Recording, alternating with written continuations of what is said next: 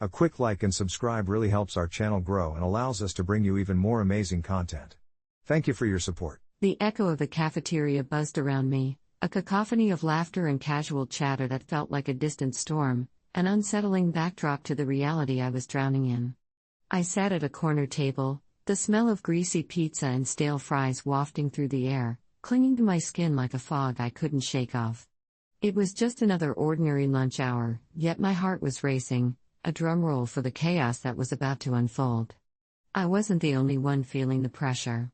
The palpable tension had settled over our small school like a thick fog, thick enough to choke out even the brightest of smiles.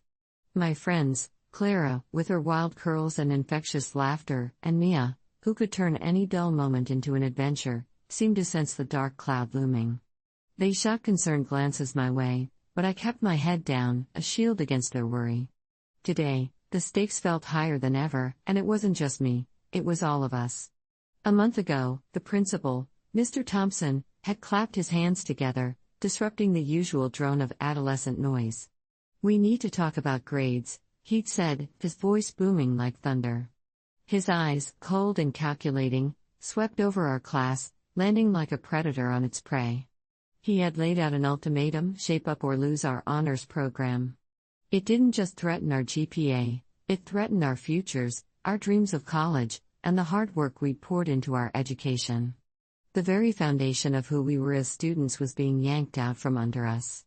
That day, he had called me out directly. "You think your grades will earn you a spot in that fancy university?" His words sliced through the air, sharp and mocking. In front of everyone. The laughter that followed felt like hot embers on my skin, each chuckle igniting a fire of humiliation that threatened to consume me. I had always been the model student, the one who strived to do everything right.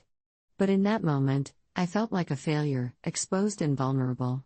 And then there were the teachers, who seemed to have turned into Mr. Thompson's pawns, enforcing his whims with a frightening zeal. Mrs. Green, my math teacher, once my biggest supporter, now treated me with a clipped impatience, as if my mere presence was an affront to her authority.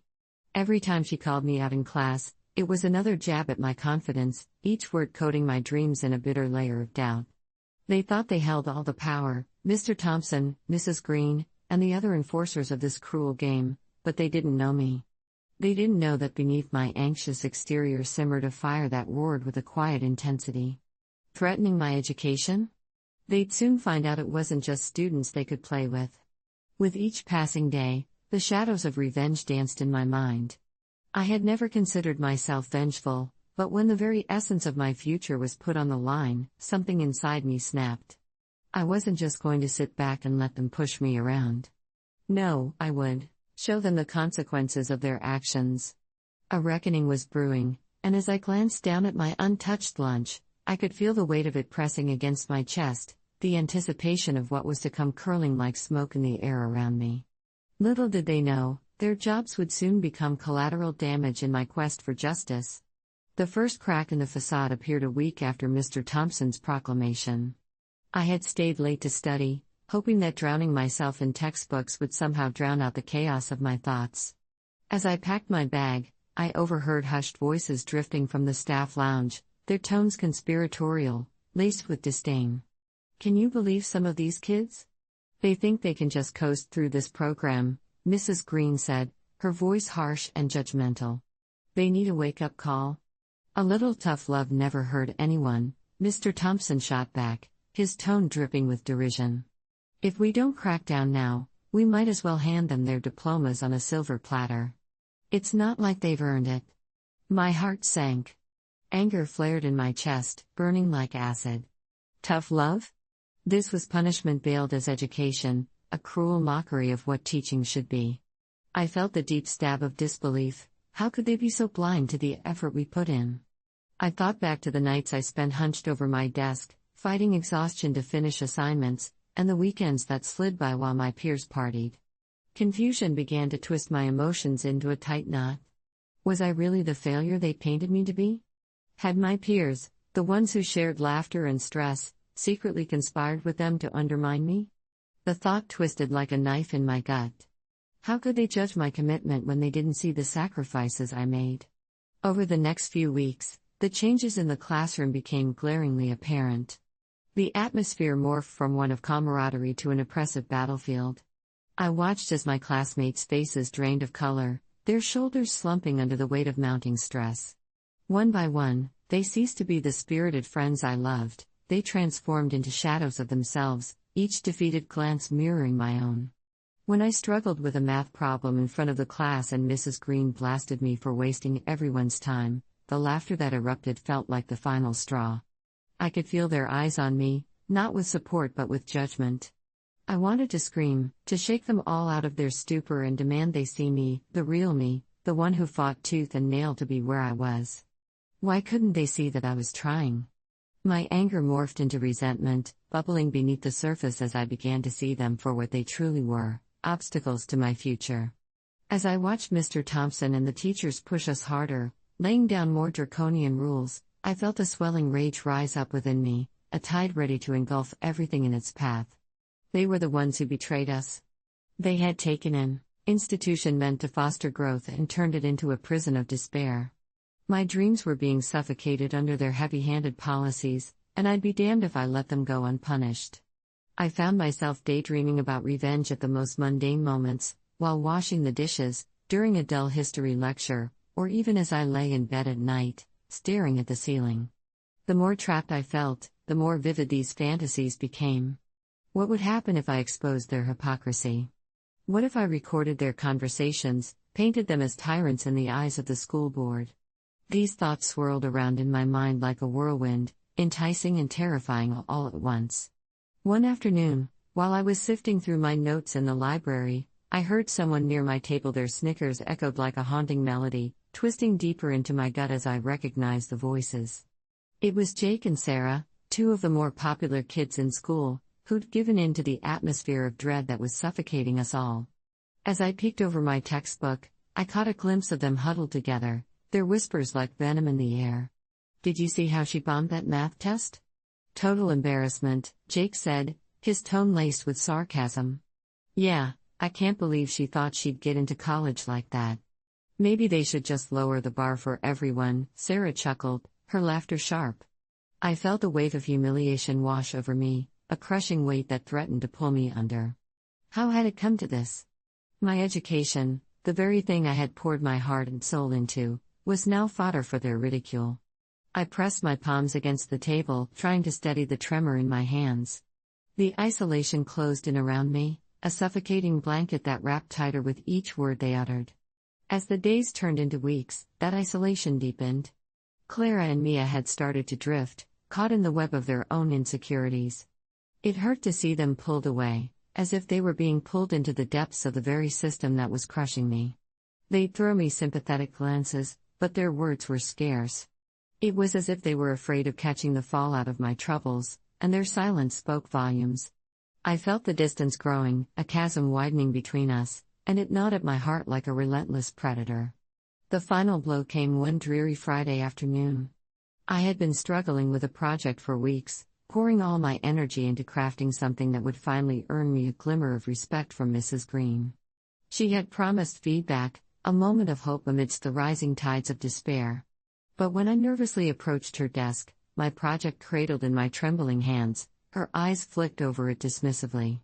"Is this the best you can do, Emily?" she asked, her voice cool and cutting, filled with the kind of disappointment that felt like nails on a chalkboard. "You really thought this was sufficient for our standards?" I had barely begun to respond when she added, "Maybe you should consider a different path if this level of work is what you produce."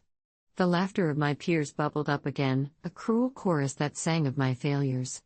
I felt the heat of tears welling up in my eyes but refused to let them spill over.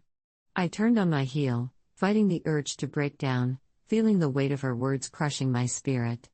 It wasn't just humiliation, it was a shattering of trust. Trust in the system, trust in myself, and trust in those who claimed to support us. That evening, I lay in bed, the ceiling blurring beneath a haze of anger and hopelessness. I replayed the day's events over and over. Each time, it felt like a punch to the gut. I had only wanted to prove myself, yet they had turned my ambition into a weapon against me, wielded by those I had once admired. It felt so grotesquely unfair. My heart raced as I plotted my course of action. I would not be crushed without a fight. I began to research ways to expose the hypocrisy of our educational leaders. I imagined recording their conversations, collecting evidence of their callousness.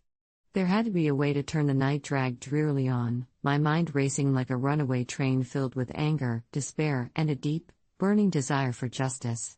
The buzz of the harsh fluorescent light above my bed felt like a spotlight on my turmoil, illuminating the depths of my frustration. Just as I sat up, clutching my pillow and staring into the void of my darkened room, an impulsive thought seized me, electrifying my senses. What if I turned the tables? What if I used their own tactics against them? The idea flashed in my mind like a lightning strike, igniting a smoldering fire that had been hidden beneath my surface. I could record them. I could expose them. The thought sent shivers down my spine, both exhilarating and terrifying.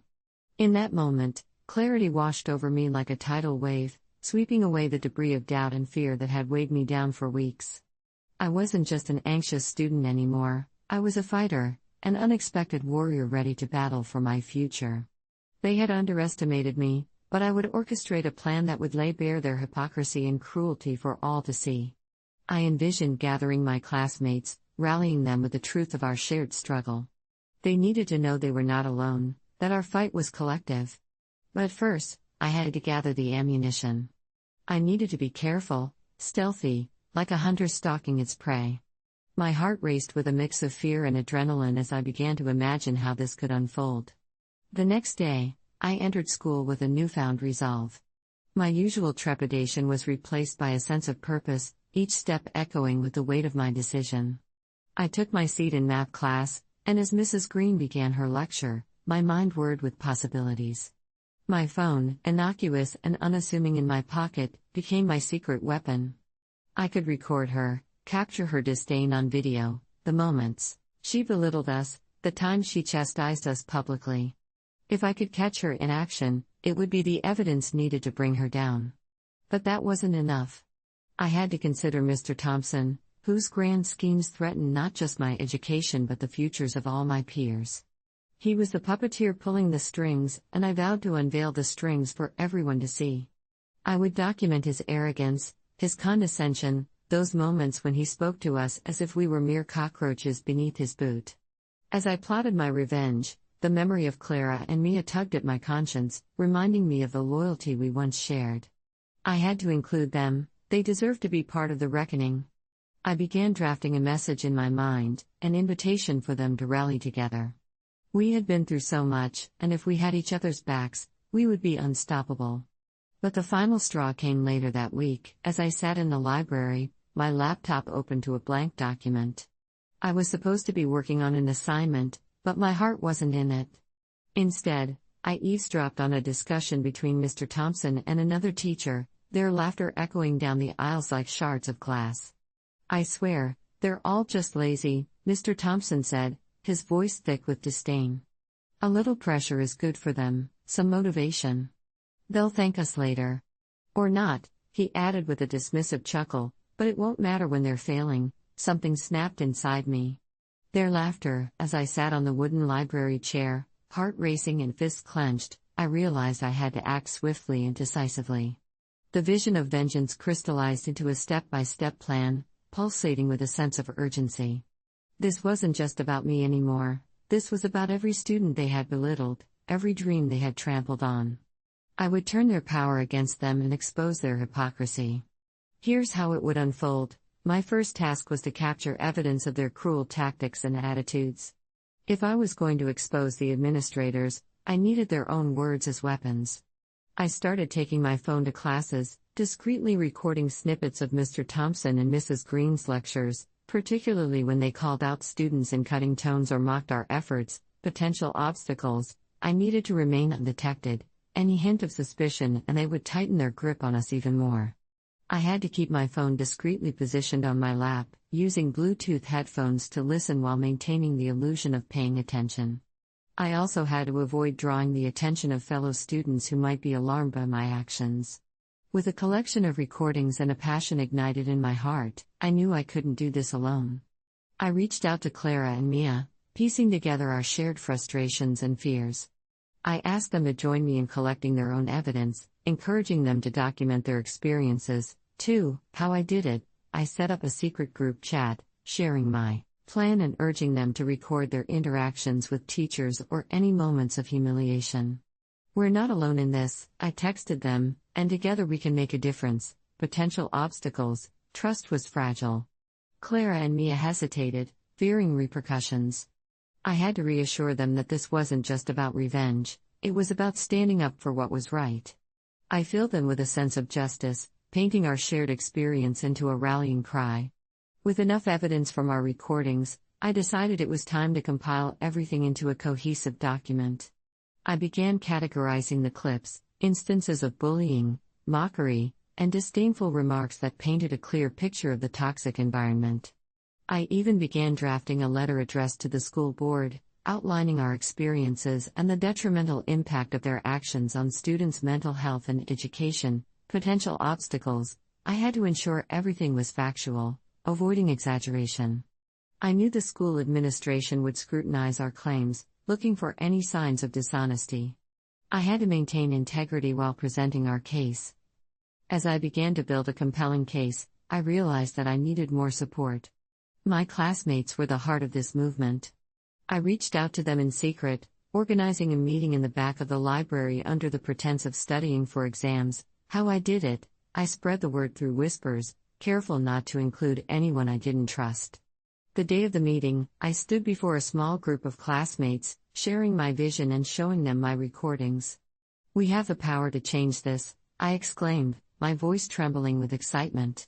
"We can show them they can't treat us this way anymore." Potential obstacles: the day had finally arrived. My heart raced as the school's auditorium loomed before me, a cavernous space filled with rows of students and faculty. The anticipation hung in the air like a charged storm, crackling with tension. Today, I would unveil the truth: no more hiding, no more silence.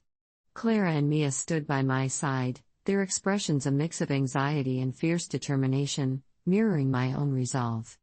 We had spent countless hours crafting our presentation, piecing together our recordings into a razor-sharp narrative that exposed the callousness of Mr. Thompson and Mrs. Green. The entire student body buzzed with curiosity, unaware of the storm brewing just beneath the surface. The lights dimmed, and the spotlight cut across the crowd, landing on us like an omen. With a deep breath, I stepped forward, the microphone feeling foreign in my hand. "Thank you all for being here today," I began, my voice steady but my heart hammering in my chest. "We wanted to talk about something that's affecting all of us: the culture of fear and humiliation pervading our school." A murmur rippled through the crowd. I caught sight of Mr. Thompson sitting at the front, the corners of his mouth twitching in irritation. His disapproval was palpable, a storm cloud ready to unleash its fury. I pressed on, flipping open my laptop to reveal our meticulously edited video. The first clip played, a recording of Mr. Thompson laughing derisively at a student who had dared to voice her concerns about the pressure we were under.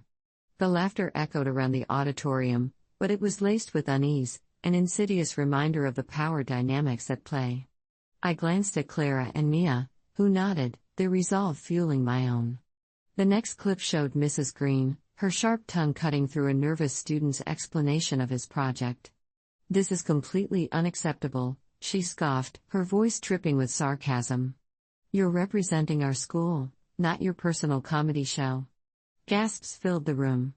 The tide was turning, and I could see it in the faces of my classmates: shock, disbelief, and an awakening sense of solidarity. They were starting to realize that they weren't alone all along. We were all victims of a system that thrived on intimidation and ridicule. As we moved through our evidence, I felt the weight of their gazes piercing through me, a collective force that fueled my courage. I could see Mr. Thompson's jaw tightening, his expression morphing from amusement to indignation. He was losing control, and it felt intoxicating. The final clip loomed like a dark cloud on the horizon. It was a recording of my private confrontation with Mrs. Green, the moment when she had dismissed my efforts as insufficient and hinted that I should consider a different path. I could hear my own voice trembling but resolute. "This isn't about giving up. It's about fighting for what we deserve." The playback echoed through the auditorium, and the silence that followed was deafening. The weight of my words hung in the air, a challenge thrown at the feet of authority. I saw Mrs. Green's face turn from irritation to disbelief. She couldn't comprehend that a student had dared to stand against her. In that moment, the atmosphere shifted. Students shifted in their seats, murmurs of agreement fluttering like wings. My classmates were no longer passive observers, they were awakening from a slumber of despondency. I felt an electric current surge through the crowd, a collective heartbeat growing stronger. "I don't want to be belit." The auditorium erupted into chaos. Students rose from their seats, a wave of disbelief and outrage crashing over the stagnant atmosphere that had swallowed us for so long. I could hear the murmurs of agreement, the shouts of defiance growing louder, like a battle cry echoing deep within the walls of the school.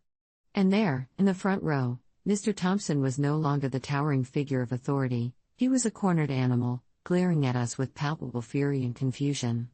Clara and Mia squeezed my hands, their eyes wide with a mix of fear and exhilaration. We had done it.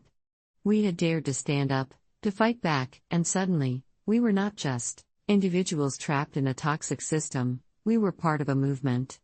As the crowd grew restless, I could feel the tide turning against our oppressors. Students began chanting, "Enough is enough." The sounds bounced off the walls, filling the space with a power that was intoxicating. I had never felt more alive, more connected to my peers. It was a moment of collective empowerment, the realization that we were not alone in our struggles. But with the cheers came consequences. In the days that followed, the fallout from our rebellion was swift and severe. Mr. Thompson, in a desperate attempt to retain control, called an all-staff meeting that resulted in a palpable tension hanging over the school. Teachers who had once been supportive now cast wary glances in the hallways, unsure of where their loyalty should lie. Whispers of retaliation swirled around us like storm clouds, tainting the air with the scent of fear.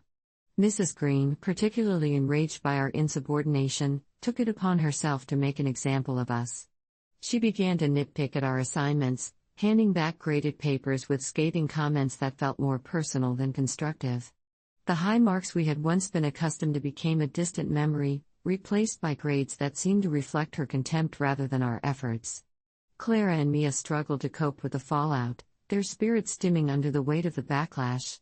I watched helplessly as they withdrew into themselves, their laughter fading into whispers of doubt. "Maybe we went too far," Clara said one evening over a bowl of popcorn, her brow furrowing with worry. "I mean, what if this really affects our college applications?" I felt a pang of guilt pierce through my resolve. Was it worth the price we were paying? Were we really fighting for freedom, or had we simply unleashed chaos? But the shadow of my own dreams haunted me, a constant reminder that our rebellion was fueled by a deep desire for justice, a longing to reclaim our education from the clutches of ignorance. The final blow came when we received an email from the school board, announcing a review of the honors program. The letter was a chilling reminder that our actions had consequences. It accused us of disruptive behavior and hinted at the potential for the program to be restructured entirely. It was as if we had unleashed a storm that threatened to uproot everything we had fought for. In a fleeting moment of darkness, I felt the weight of regret pressing down on my chest. Had our fight truly been worth it? My heart raced as I considered the very real possibility of losing the futures we had fought so hard to protect. Were we just pawns in a game that would forever alter the course of our education? But then, one afternoon, amid the lingering doubt and tension, my phone pinged with a new message. It was Mia, her typically bright emoji replaced with a resolute determination.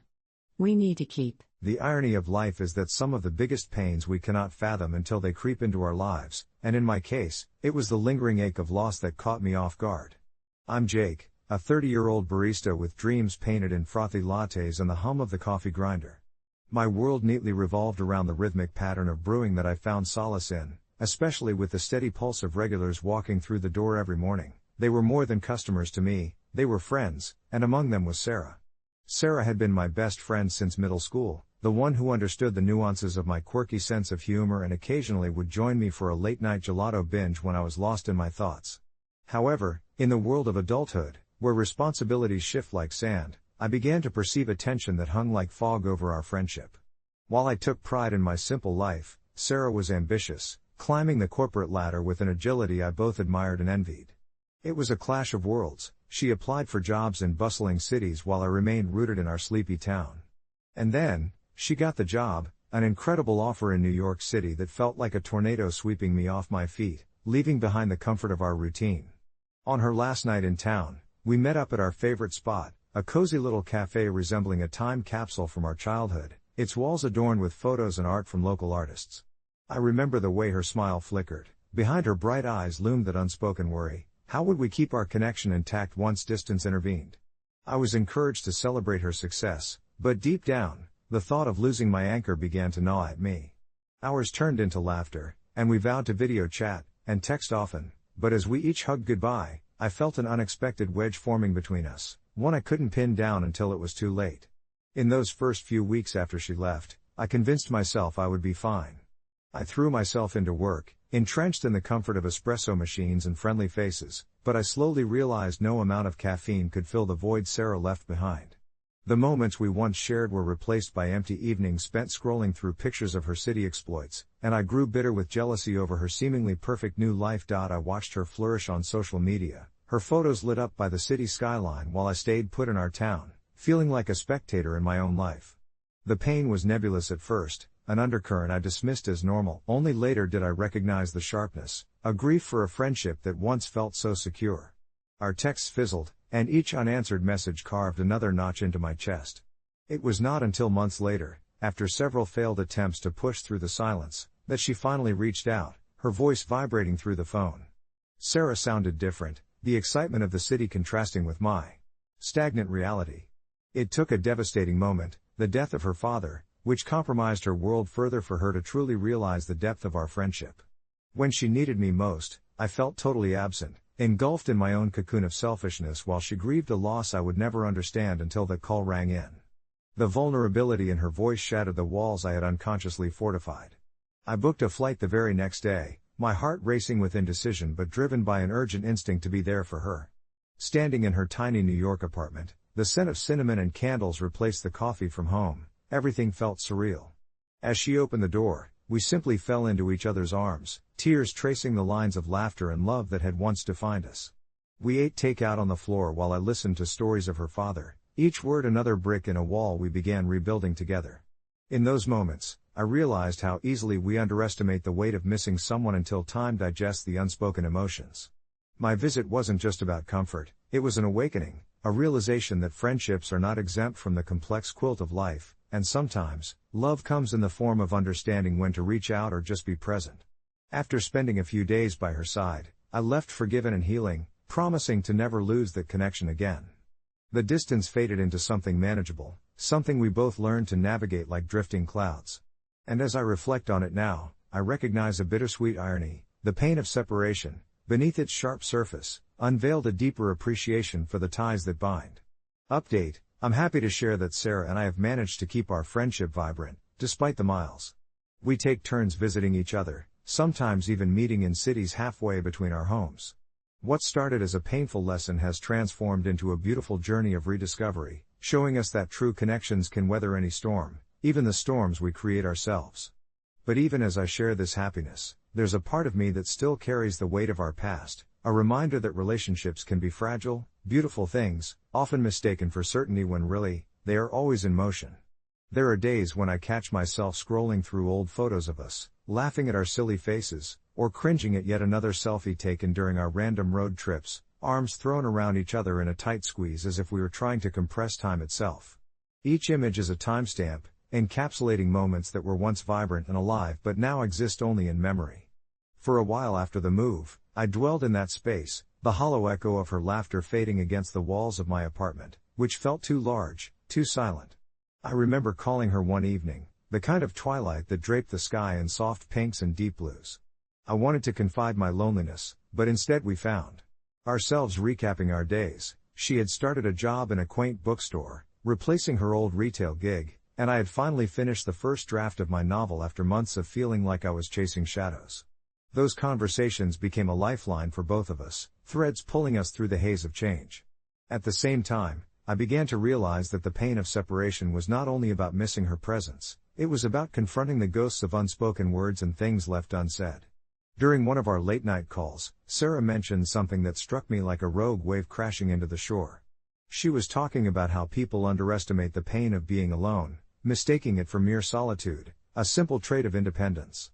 "It's different when it's chosen," she said, the fragility of her tone allowing me to sense the weight behind her words. "But when it's forced upon you, it feels like a wound that's deep but never really injures the skin."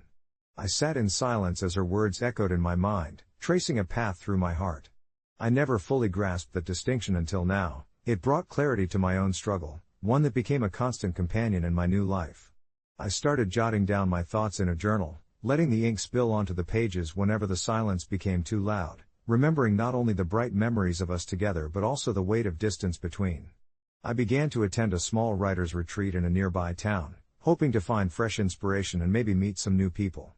To my surprise, I found others sharing similar feelings in the hum of long storytelling nights, tapestry outreach sessions where vulnerability felt like an open invitation rather than a burden.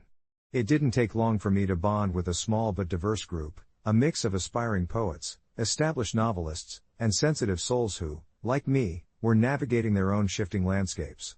They weren't replacements for Sarah, rather, they became companions on this unexpected journey. One of them, Liam, an insightful guy with an old soul, often encouraged me to embrace the ache of separation as an artistic tool instead of a hindrance. He said, "When you feel that gnawing emptiness, let it fill you with understanding. It's a part of you now." Leaving the retreat, I felt renewed, equipped with fresh perspectives that were like soft breezes on my once static life. And while there were still moments that I longed for Sarah's familiar laugh or the warmth of her encouraging words, I resolved to balance my newfound friendships with the enduring connection I had with her. Weeks turned into months, and although we still shared stories from our separate corners of the world, I found I no longer mourned her absence. I began to celebrate our odd little friendship, one that had evolved beyond proximity. With time, I understood that distance does not diminish the depth of love. Instead, it can broaden its horizon, allowing us to redefine what companionship means. As I sit on my porch, my journal upon my lap as the sun begins its descent, I sense a peace unfurling deep within me, a softened acceptance of life's unpredictability. It is a fluctuating tapestry, after all, woven with threads of laughter and threads of sadness, both necessary to create something uniquely beautiful.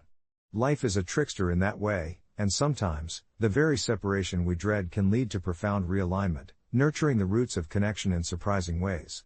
As the last rays of sunlight danced upon the horizon, I couldn't help but think back on the moments that led me to this serene state of mind. There was a time when the mere thought of being apart from those I loved sent a chill down my spine. The fear of losing connection was like a storm cloud looming over my heart. But now, looking at the pink and orange hues merging in the sky, I realized the storms were often mere prefaces to breathtaking rainbows, stretching wide and full with forgotten promises of hope. Too often, I underestimated the pain that came with distance, how it could gnaw at the edges of happiness, causing protagonists of love stories to meander into unknown terrains, struggling with solitude. I remember a chilly autumn afternoon, not long after separating from Sarah, where I found myself in the small cafe we used to frequent, surrounded by the scent of roasted coffee beans and baked goods. Alone in a corner, I watched as couples shared laughter and sipped steaming mugs, the warmth of connection starkly contrasted against my own cold solitude. I didn't realize it at the time, but witnessing those interactions was an unexpected kaleidoscope of emotions, longing, nostalgia, envy, but also a quiet sense of hope that perhaps my heart might one day open itself to new connections, even with the old thread still tightly woven in. With my journal perched before me, I began writing about my feelings, the catharsis pouring onto the pages as ink, revealing shades of grief and acceptance I didn't know existed. After a while, I took a deep breath and longed for that familiar warmth, Sarah's laughter, our shared jokes, the comfort of simply being ourselves amidst the world's chaos. It was within those pages that I promised to nurture our friendship through whatever channels life had left open. It became my silent rebellion against the easily frayed ties we often allowed to unravel. I started sending her little letters, almost anachronistic in this age of quick texts, but filled with heart and warmth. I shared pieces of my life, tidbits of new experiences, silly mishaps, and even quiet moments that whispered of nostalgia, each letter crafted like a gift wrapped in memories. Sarah responded with enthusiasm, her words spilling from the pen in vibrant colors, emboldened by the distance yet softened by our shared history. She would detail her own adventures, the days spent finding solace in new places, yet all the while capturing the essence of our shared times within her prose. Sipping chai lattes in a hip cafe in her city, she wrote about a lovely park where she would sit and watch the people go by, catching glimpses of couples and families, which often stirred her thoughts back to us.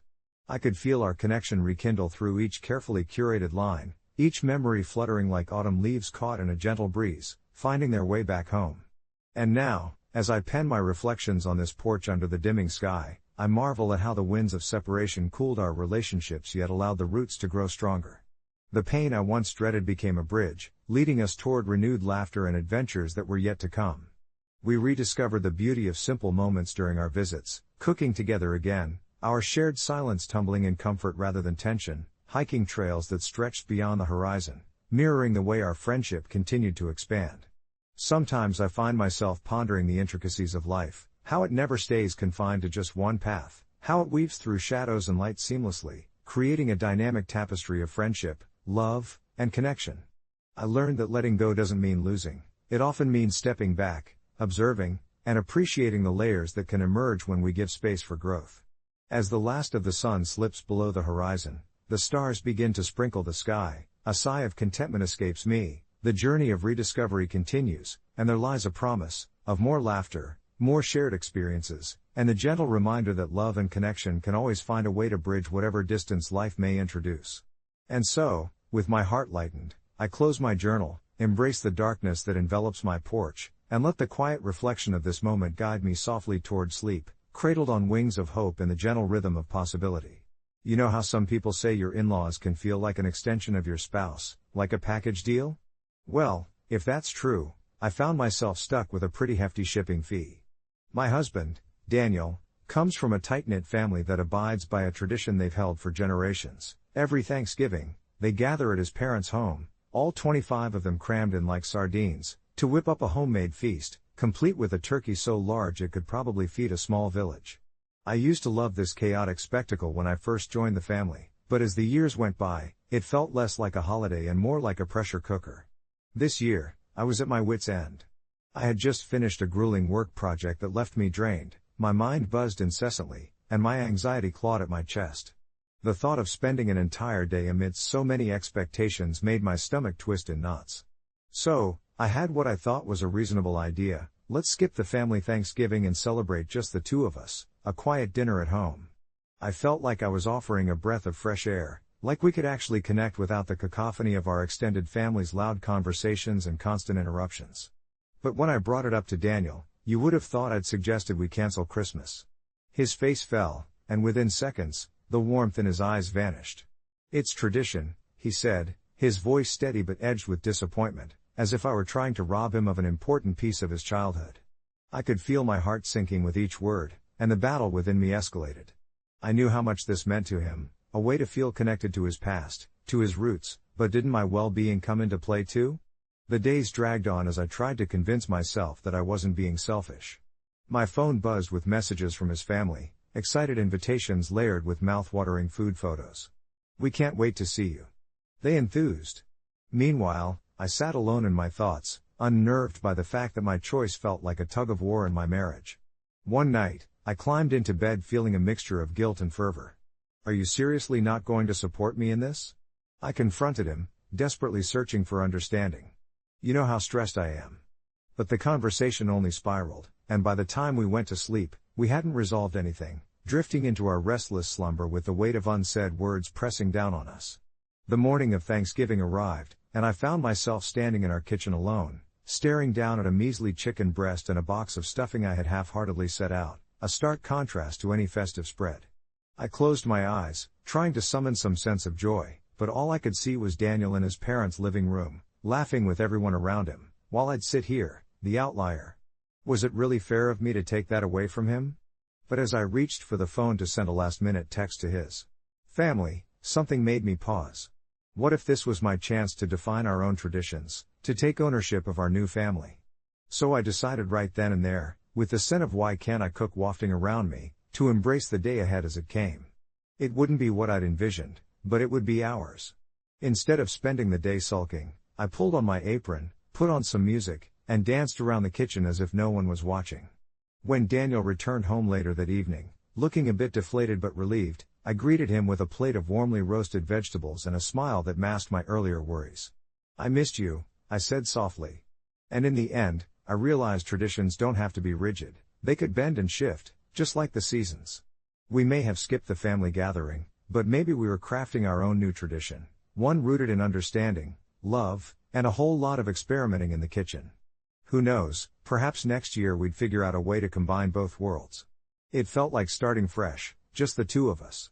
Update: it's been a few months since the Thanksgiving.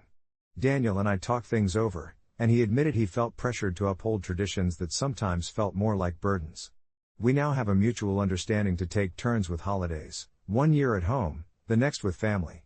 And honestly, I think adapting our own tradition ignited a renewed spark in our marriage. Turns out, cooking together isn't just an activity, it's our own rite of passage. As we settled into this new rhythm, the upcoming holiday season brought with it a sense of excitement that had been absent before. I could hardly wait to turn our small apartment into a cozy haven, filled with the scent of cinnamon and the sound of soft carols drifting through the air. It was our year to celebrate together, just the two of us, and I embraced the chance wholeheartedly. I spent days researching recipes that felt both festive and a little unique, like a spiced pear tart that I thought would be a surprise hit and an adventurous twist on mashed potatoes with garlic and herbs. Daniel was on board, which was a relief. He'd offered to take care of the turkey, turning our kitchen into a blend of his family's traditional preparation and my less conventional tweaks. The night before Thanksgiving, we went grocery shopping together. Our cart filled with fresh ingredients and maybe too many snacks. We even put on our own little competition to see who could make the most ridiculous culinary choice. I ended up with a bag of enormous marshmallows that I had no idea what to do with. "We can roast them on the fire pit," Daniel laughed, tossing them into the cart. It felt like we were kids again, exploring rather than just preparing. We headed home, and as the evening wound down, I could feel the warmth of the holiday wrapping around us. The next morning, as dawn painted our kitchen in soft golden light, we turned on our favorite music and commenced the cooking marathon. I can still picture Daniel, apron slightly askew, carefully basting the turkey while I danced around with my baking dish. He had such a focused determination, and I smiled to myself, thinking how much I loved this version of him, the one who made our holiday tradition his own, just as I was shifting mine. We set the table with the care of artists preparing a masterpiece. I lined our modest dining table with a simple white tablecloth, and we adorned it with candles and a small bouquet of autumn leaves. Each detail felt like a stitch in the fabric of our new tradition. But as we filled our plates with the food we had cooked together, a part of me remained anxious. What would my family think in just a few days when they came over for dessert? Would they accept this new direction we had taken? When my family arrived later that weekend, I poured all my nervous energy into being the perfect hostess, hoping that they would see the love beneath the different setup. Thankfully, they stepped in with warm hugs and familiar laughter that made my heart swell, easing the tension I had felt brewing at the back of my mind. I could see Daniel engaging with my family, joking about the turkey and exchanging culinary tips, and for a moment, I felt a rush of relief and excitement. Yet, as dessert time approached, my mom, hopeful as ever, leaned closer to me and said, "So, next year, we'll be back to the usual, right?" The question took me off guard, and I felt my stomach drop slightly. As I glanced at Daniel, who seemed equally uncomfortable, I realized I had to say something. "Actually, Mom, Daniel and I are hoping to keep alternating traditions each year. This is a new start for us, and we'd love your support," I said, my voice steadier than I felt. There was a moment of silence, and my heart raced. I worried how my family would react, especially my mom, who cherished the comfort of our old ways. But instead, she nodded slowly, a thoughtful expression creeping onto her face. "I see. Well, that's wonderful, too. Traditions can change, but family stays the same." That felt like a turning point. It was like suddenly everything felt lighter. We spent the rest of the evening sharing tales of our own childhood holiday experiences. Daniel opened up about his sometimes overwhelming family traditions, and I shared my quirky childhood dishes. The thought that hit me was how our stories were powerful bridges, perfect for building new family traditions. As I lay in bed that night, with Daniel beside me, I reflected on the day. It wasn't just about the food or the holiday, it was about how sharing our worlds led to something richer. Together, we had transformed our uncertainties into laughter and warmth in a way I never thought possible. Fast forward a few weeks, while the world outside still breathed the remnants of autumn, our little home thrummed with the spirit of our own unique traditions, one dish at a time. Daniel and I started brainstorming even more. ideas for the upcoming holiday season, asking each other about childhood memories and the experiences that defined us. It felt like we had a new plotline to explore in the story of our marriage, a blend of the old and the new where love was the consistent thread. This year, instead of a simple update, it felt more like a testament. Sometimes stepping away from tradition isn't stepping away from family. It's merely a beautiful way of welcoming them along for the ride into something fresh. Together, we forged ahead, ready to keep crafting our own path with all the warmth and resilience our hearts could muster. This was not just about a holiday, it was a celebration of us, and I couldn't wait for what was to come. As the leaves turned golden and the air began to carry the crisp bite of autumn, I could feel the excitement bubbling in my chest, a mixture of anticipation and a wee bit of nervousness. It was almost time for us to host our first Thanksgiving in our new tradition, the opportunity to showcase our blend of cultures and backgrounds with our closest friends and family. Daniel and I had charted out a whole new experience, merging his family's classic recipes with my own quirks. We developed a menu that made my mouth water just thinking about it: sweet potato casserole with a dash of cinnamon and a sprinkle of maple syrup, my mother's famous stuffing enriched with a touch of sage, and of course, his family's roast turkey, but I snuck in a smoky paprika twist. The kitchen was alive with the sound of sizzling pans and laughter as we rummaged through old family cookbooks and presented dishes to each other like treasured gifts. Each spoonful of gravy, every pie crust we wrestled with, became a symbol of our partnership. I remember the way Daniel would toss his head back with laughter, a hint of flour dusting his nose every time I challenged him on the proper way to fold in the whipped cream. Those little moments became our unbreakable thread, a tapestry of memories woven with joy, frustration, and affection. As Thanksgiving approached, however, I couldn't shake a lingering anxiety about how everyone would respond. Would my parents take to his family's traditions? Would his relatives embrace the deviations from the norm? The night before the big day, I found myself lying awake, staring at the ceiling, mulling over my feelings as the weight of expectation settled upon my chest. It was more than just any family gathering, it was holding the potential for either acceptance or pushback. When the big day finally arrived, the air was thick with the smell of roasted turkey and fresh herbs, a heady mix that seemed to wrap around us like a warm embrace. Our small home was filled with love and laughter as guests trickled in, greeting each other with hugs and excited chatter. I caught momentary glances of worry on my parents' faces, but when I saw Daniel's Aunt Linda laughing heartily at a joke my dad had told, my heart eased slightly. Dinner was a beautiful disaster. Just as we all sat down to eat, the turkey, in all its glory, let loose a spray of juices, making Daniel and me erupt in giggles while our guests shot us amused glances. My mom offered a spoonful of real gravy while Daniel proudly served his paprika gravy, and I watched, holding my breath for the first bite. The moment felt electric. Much to my surprise, the two gravies aged like fine wine, drawing compliments from all corners of the table. Mixed conversations flowed over platters filled with vibrant colors, a mosaic of flavors that told stories of our families and their histories. As I watched my parents invest in Daniel's family's tales and traditions, my heart swelled. There we sat, weaving the old and the new into something that belonged to all of us, intertwined in understanding and affection rather than obligation. By the time dessert rolled around, I felt different, lighter, more alive.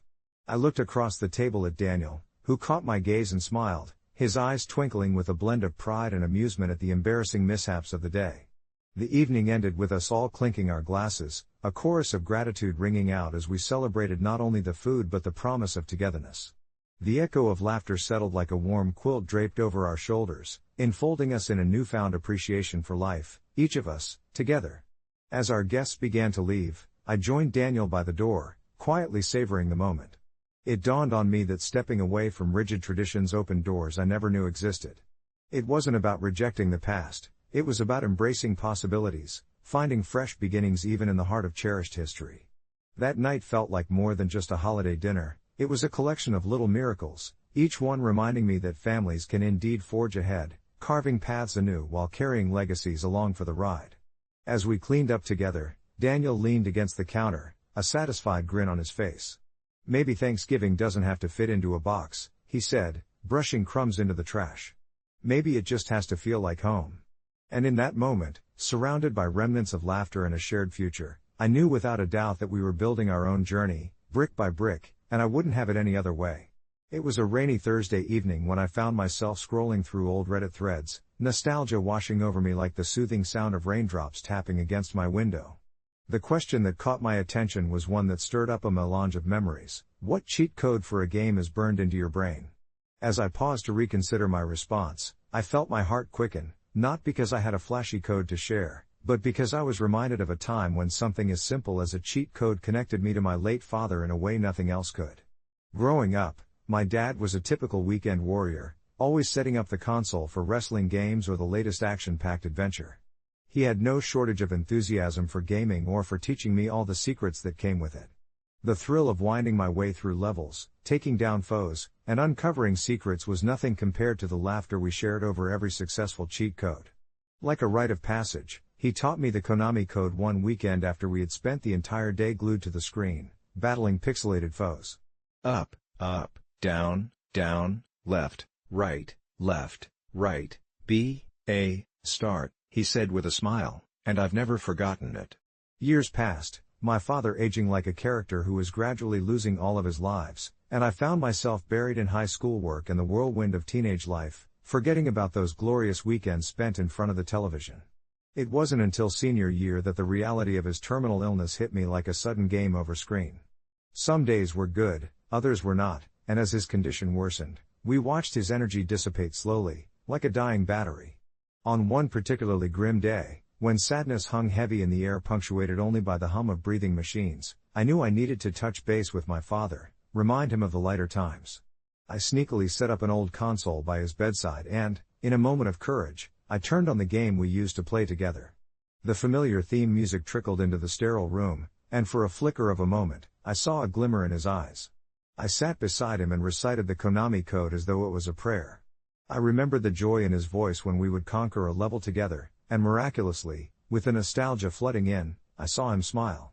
It was a bittersweet moment, but for a few minutes, he looked like the vibrant father I had known growing up, instead of the frail man his illness had turned him into.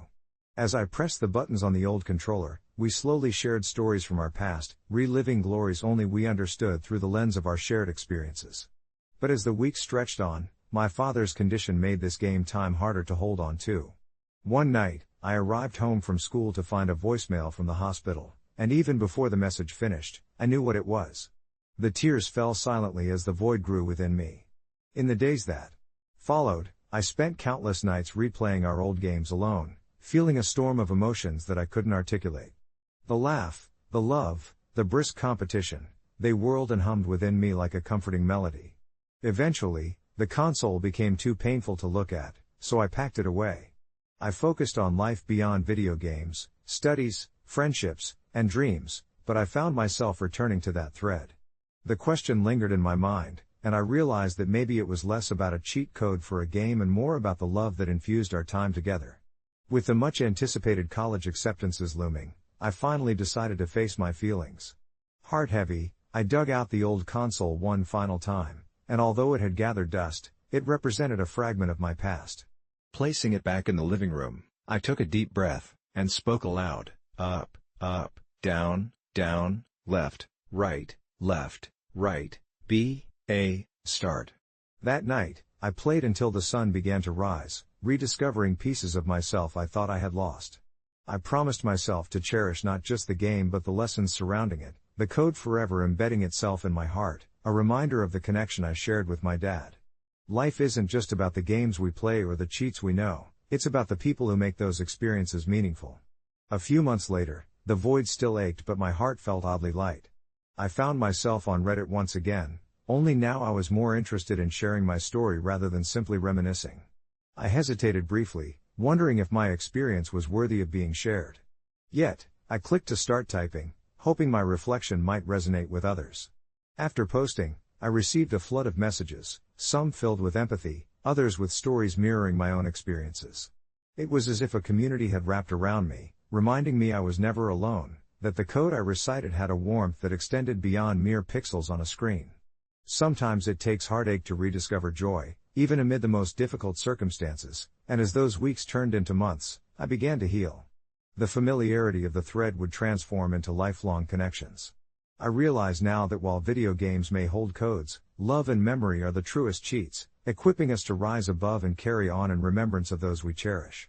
In the gentle embrace of those newfound relationships, I found solace in late-night chats that spilled into dawn, where the shared vulnerabilities of strangers morphed into the pillars of my resilience. Each message came like a cheat code, unlocking pieces of laughter and encouragement just when I thought I'd exhausted my will to get up. When my days felt colorless, I'd delve into the Discord server dedicated to our favorite game, where familiar usernames glowed in the dim light of my screen, like beacon signals in a fog. We spoke of our lives, the burdens we bore beyond the avatar skins and level ups, and I learned that each of us bore scars, those remnants of heartache that reminded us of our humanity. One evening, as I sought refuge in the warm glow of my monitor, a fellow gamer named Jenna shared a card game she'd invented to cope with loss. Its mechanics were simple. Each participant would recite a memory linked to someone they missed, and with each memory shared, they would place down a card, creating a collective tapestry of longing and love. It was a healing exercise wrapped in fun, and I craved to participate, to share my pain and witness theirs. I soon learned that her unexpected vulnerability had a ripple effect. It opened doors to conversations I'd long avoided, opportunities to honor those I'd loved, and yes, even laugh at the quirky antics of my digital counterparts. That weekend, we held our first live game session over a video call, the virtual space overflowing with laughter as nostalgia washed over us like the tide pulling at a shoreline. With every story that was shared, there were gasps and bursts of laughter, the kind that dances at the edge of each syllable, transporting us back to simpler times. I could feel my heart uncoil a little, the heaviness of my grief loosening its grip, if only temporarily. I recalled a game where the protagonist could pause time, a code I'd entered too many times, where in that temporary stillness, I could gather my breath, reflect on the path taken, and, perhaps, reinvent myself anew for the journey ahead. Sharing memories with Jenna and the others felt akin to pressing that button, to freeze a moment while pain and joy collided, reshaping the landscape of my soul. Days turned into weeks, and I grew accustomed to their digital companionship, and though I had initially feared repetition would lead to dullness, I found the opposite to be true. New thoughts would spring forth, each more vivid and surprising, as we built a shared lexicon filled with inside jokes and heartfelt notes. Yet, amidst this warmth, I still felt pangs of the past creeping in uninvited, memories that snaked around my heart and mind, reminding me I would never entirely escape the shadows cast by those I'd lost. One evening, as I sat in my room, I received a direct message from Jenna, one that sent a tremble through me. "Can I call you? I need to share something." My instinct was to say no, to retreat into my well-practiced solitude, but she was my friend, and grief has a way of forcing connections when they feel most fragile. When we were connected by the thin thread of the call, I noticed her voice trembled lightly, unveiling the rawness beneath her steady exterior. "I want to let you know that I'm thinking of doing something for my brother's anniversary in a few months. I want to do a charity walk, and I plan to walk for him." My instincts diverted to protective mode, urging me to reassure her that it was wise to memorialize loved ones, but I held my tongue. "I want to invite you to join me," she continued hesitantly. "I know how much your brother meant to you." The weight of the moment settled into my chest, a bittersweet ache of longing rooted in an understanding that we shared, that what we lost could be the same, yet tasted differently depending on our flavors of love and grief. The thought of stepping into the sunlight, the cool wind against my face, made the walls of my room feel even more constricting. With my brother's absence weighing heavily in my mind, I felt a stirring of doubt. What if I failed? What if remembrance equaled pain? But as I searched for words that could explain the tug of war inside me, I realized, I'd be honored. As the days turned to weeks leading up to the walk, I found myself caught in a bittersweet whirlwind, the kind that celebrates life while navigating the ache of loss. Each evening brought moments of introspection and shared laughter with Jenna. We grew closer, entwining our stories as we prepared to honor those we loved. The day of the walk arrived, bright and crisp, casting golden rays upon the gathering crowd. I wore a bracelet Jenna had made, a simple string of beads, colored in hues I knew would resonate with memories of my brother. Surrounded by fellow participants, strangers bonded by shared experiences of loss, I felt the power of collective remembrance, a supporting current that bolstered me through each step. We walked together, side by side, my heart fluttering with every stride taken in their company, infused with purpose, guided by love. As we neared the finish line, exhaustion weighed on my limbs, yet something extraordinary was happening inside me. I could feel laughter bubbling up, mixed with poignant reflection, the dichotomy of grief and joy intertwining as I shared stories of my brother with Jenna. With each story, I began to realize that while we may create cheat codes in games, the true cheat code for living is these connections wrought in love, forged through shared pain and triumph. We crossed the finish line together, breathless under the bright sun, and as I looked into Jenna's eyes, I felt an overwhelming gratitude flood my senses. We had turned heartbreak into a celebration, not forgetting but instead weaving them into the fabric of our lives. Reflections of the past and hopes for the future spun around us, knitting tighter the threads of memory and love. I realized then that life would move forward, like a game with new levels to explore, and I was no longer a player stricken with solo quests, but part of a larger community. Together, we would weave our memories into a legacy that was truly alive, embracing every triumph and trial that lay ahead. Months later, I would often replay those moments in my mind, feeling the warmth of joy spread through me like the golden glow of sunset. And with the echo of each keystroke and every meaningful chat in that online community, I kept the heart of my brother alive, buffering the pain of absence with a new code rooted deep in love and connection that I would carry forth, always. As I advanced through the new levels of life, I found myself eternally grateful for the unexpected friendships forged in that ripple of grief. It had a way of blurring lines between strangers, bringing together gaming enthusiasts from across the globe, each equipped with their own memories and codes burned into their hearts, just like mine. I still remember the first time I logged on after months of silence, heart racing as I entered the virtual realm. My fingers hovered over the keyboard, and I hesitated, feeling the weight of nostalgia and anxiety press down on me. But then the notifications began to sprinkle in like fairy dust. Friends from the threads had sent me messages, their words wrapping around me like a warm embrace. There was Emma, always cheerful, with a quirky meme tailored just for me, Lucas, dropping in with a resource guide he had compiled on gaming strategies after our countless battles in online lobbies, urging me to rejoin the fight, and Sam, who had shared his own story of loss, letting me know that through our journeys together, we were crafting a safe space where pain could transform into understanding. I found myself drawn back into the world we had collectively built, a server like no other, pulsing with laughter and camaraderie, indefatigable against the melancholy shadows of life. As seasons shifted outside my window, the game morphed too, adding new expansions, characters, and quests that kept us engaged across time zones. It became our ritual, every Friday night transformed into a digital gathering, where we checked in and supported one another through the tangible and intangible hardships life threw our way. We built not just a squad but a family, our mishaps and successes intertwining in a story that felt increasingly layered and profound. I was reminded of the way my brother had embraced every new game with unyielding optimism, and it felt fitting to mirror that spirit through every quest we embarked on, however mundane or extraordinary. I would often take a moment to step back during these sessions, filled with laughter and shared stories, and ponder how far we had come. Through late-night raids and accidental explosions, there was an unspoken promise amongst us, a commitment to carry one another, even when we felt our strongest suit was fraying. Then, one night, as the synthesized glow of our screens illuminated our faces, Lucas broke the stillness with a proposal that made my heart lift. "How about we host an online charity tournament?" he suggested, his voice crackling through the excited chaos of the chat. The idea sparked a flurry of messages, a mixture of enthusiasm and tentative worry. Were we ready for something so public, given our collective wounds? But slowly, the thrill of the thought washed over us. It felt like a power-up we never knew we needed. Our online adventures could help others, we could funnel our shared grief into hope and connection. As I watched the chat explode with chatter and heart emojis, I couldn't help but think it encapsulated everything we had bridged together over those months. We were not simply gamers on a screen, we were bearers of stories, transformed by the codes of resilience instead of defeat.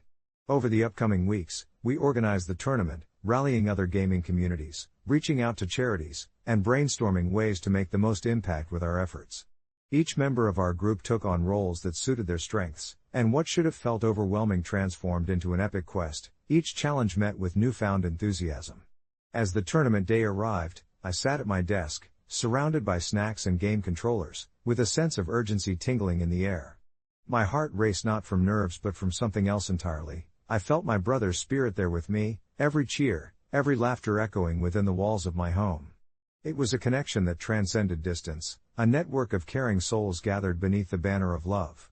When the tournament drew to a close, and winners were celebrated alongside heartfelt stories of those affected by the causes we fought for, I felt a profound sense of fulfillment wash over me. Though the virtual trophies were nice, what resonated deeper was the ripple effect we had created. We had helped others, drawing from our own wounds to craft a legacy filled with hope and healing.